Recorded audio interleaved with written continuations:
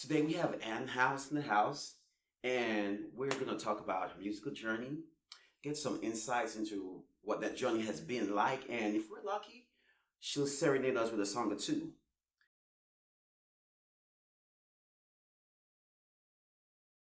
What do you think about that? That's an interesting way of describing that, because so I was trained in a certain way to sing. That's just the long and the short of it. And the way I sing it works for me, whereas it may not work for somebody who doesn't have the kind of trained voice that I do. So you have a cheat code? Sort of. Sort of. Yeah, I mean, I've been singing for, gosh, has it been that long? 50 years? Yeah, a long time. Yeah. And I started singing in church, as most people do. And once my mother realized I could sing, she kind of shoved me in every kind of choir that she probably could. And so I learned choral singing, blending of voices, that kind of thing, before I learned to do any sort of pop type of stuff, or country music, or R&B, or blues, or whatever. So yeah, cheat code.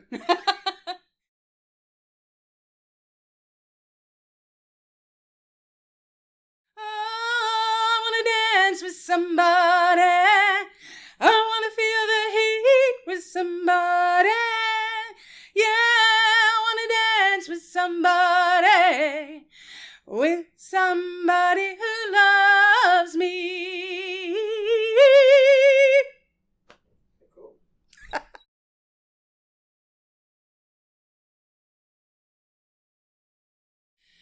Whew, that's... Wow. Okay. The good, the bad, the ugly. Good, the bad, and the ugly. So, I sang in choir for all the way up through college, even after I had kids. But I had a pretty horrific case of stage fright for, most of those years. My husband did not even know that I sang at all. Wow. Yes. And he tells this story, right? I brought 2 kids into our marriage. And one evening I was in the bathroom with my daughter, giving her a bath. And he walked in the front door, and he was listening he heard singing, he heard music going. And he went through the house looking for the radio. Oh, wow. Because he could not find it. And he poked his head in the bathroom and realized that it was me who was singing. So did that take a lot of self-control not to just burst out into singing? And Oh, hell yeah. in the house? So I went to see Wicked, right? Okay. Yes. I had to go to the one where it was a sing-along. There was no going to the other one. Mm. Yeah, I've sung around the house for as long as I can remember. Right? Yeah. So, I'm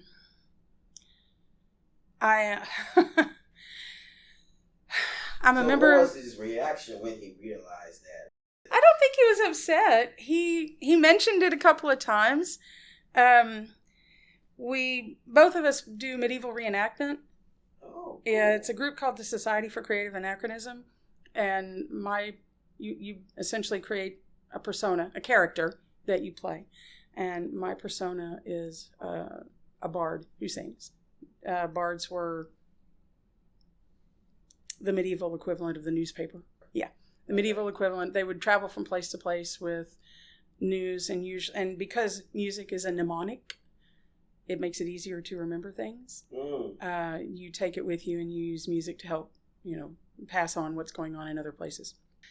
So I'm not really super good at writing songs, although I am learning that. That is something I've got a couple that I've written. One that has to stay under wraps until it gets released, and the other one is a very personal song about my mother, who passed away last year. Right now I have maybe 2 more sessions to get all the vocals so that they match up with the instrumentation. He's not just a studio owner. He's a musician. He's a producer. His name is Sean Fussell. It's his studio that's getting that together for me. He's doing most of the instrumentation, and it's called What Mama Always Said. Oh. It's one of those things where you kind of,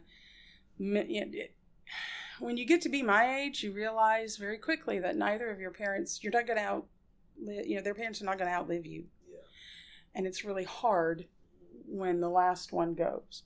Right? My mother died a year ago. My father died 3 years ago. And she lived in Nashville, so I had a long drive to get to where she was for the last time that I saw her.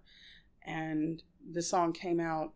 There's a section of highway just this side of Nashville that we were traveling that's quiet, lots of trees, just an absolutely gorgeous place.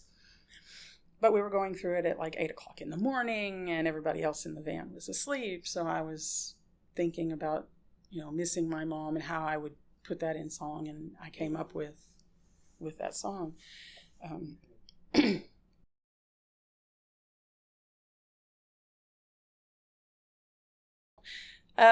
So I have a podcast. It is called Open Mic with Ann House.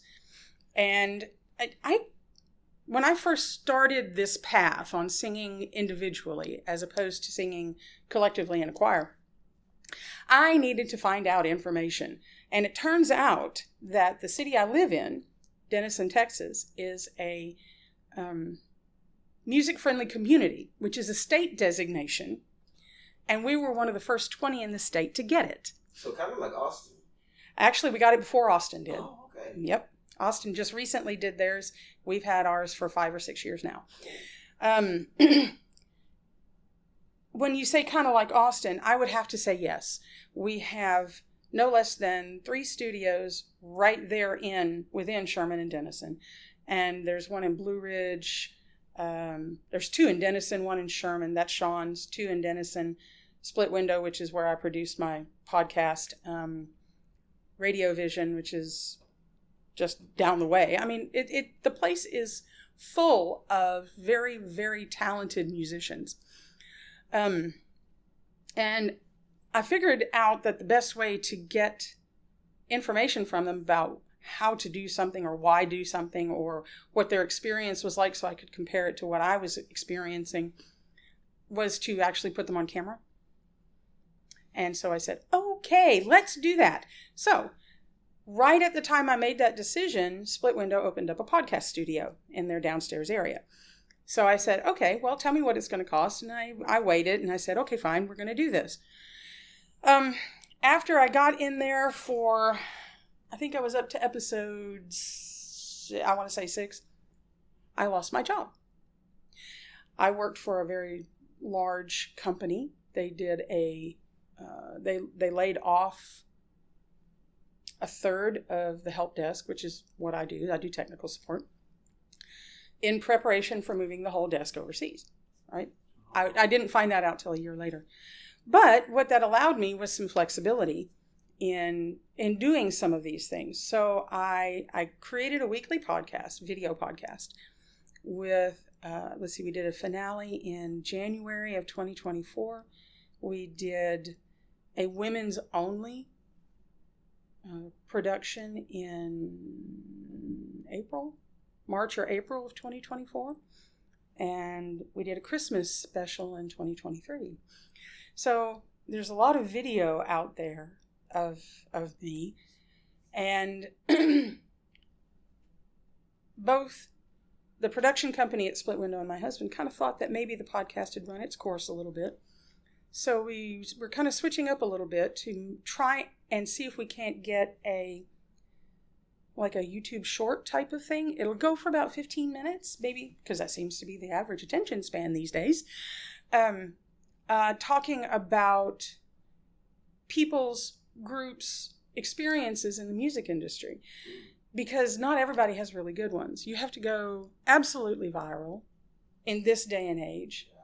You have to have a million followers and all that in order to be more than using music as a hobby. Right. I know exactly 2 full-time musicians. And one of them runs 3 open mics a week in order to make that work. 3 of them. So it's not easy. And he's been doing this for over 20 years, maybe a little bit more. Excellent musician. His name is Oliver White. And If you look up Denison, Texas, you will find him, and he's a really great blues musician. There's a Texoma Blues Society, which is it's not a 501c3 organization, but it is an educational organization that's nonprofit to teach people about blues music and the history of blues music in the United States and how it impacts every other form of music that we have. That kind of music came over from Scotland So early on in the history of the United States, Scottish people after, I can't remember the name of the battle. Anyways, they were basically pushed out of Scotland if they did not swear allegiance to King of England. So a lot of them left because they just, in all good conscience, couldn't stay.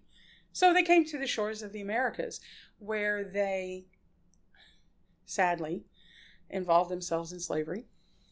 But take the music from Africa, the music that comes from the hills of Scotland, and put it together, and you get the very, very, very granular start of today's blues music in the United States. Interesting. Yeah, it's really a very, I'm a student of history and a student of certain types of music.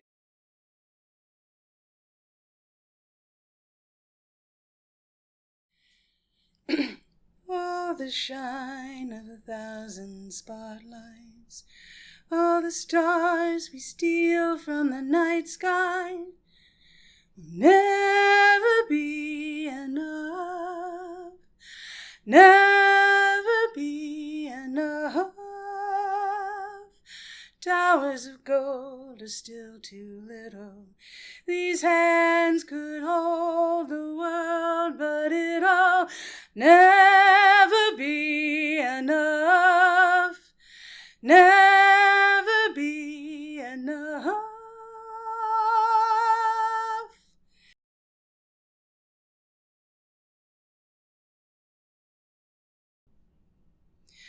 I'm crazy, crazy for feeling so lonely. I'm crazy, crazy for feeling so blue. I knew you'd love me as long as you wanted, and then someday you leave me for somebody new.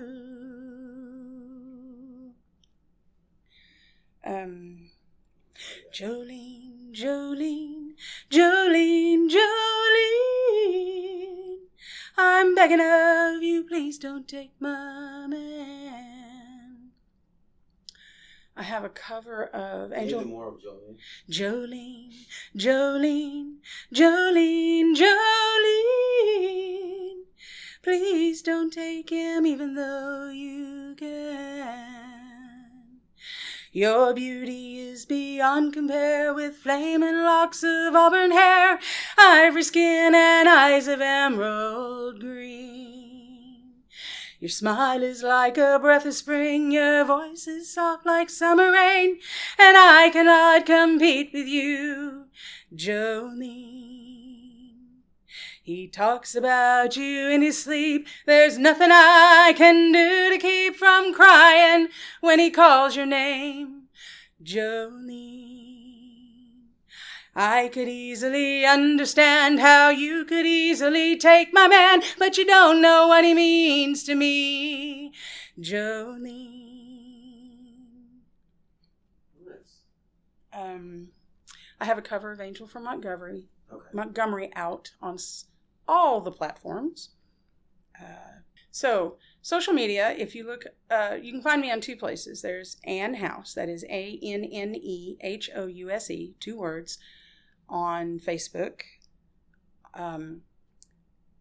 But I also have a public profile for my podcast on Facebook, Open Mic with Ann House. Instagram is I sing soprano 51. It was I chose that a long time ago. Obviously, it's been, let's see, I'll be 57 next month. Yeah. Open Mic with Ann House on YouTube. It has all of my videos, and then there's always annhousemusic.com. So you can find all the good stuff there, including you can buy a copy of my single Angel from Montgomery. You can buy a copy of Jolene, both of which are out there.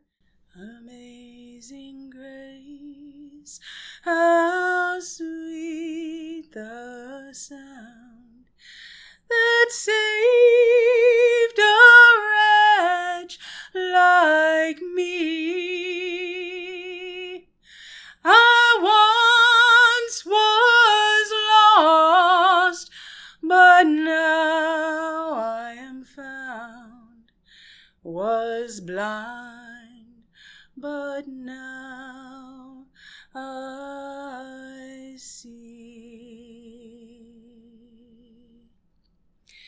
It's interesting how that song, how the lyrics fit that melody so perfectly. And because part of me wants to go, I've got one foot on the platform, another on the train.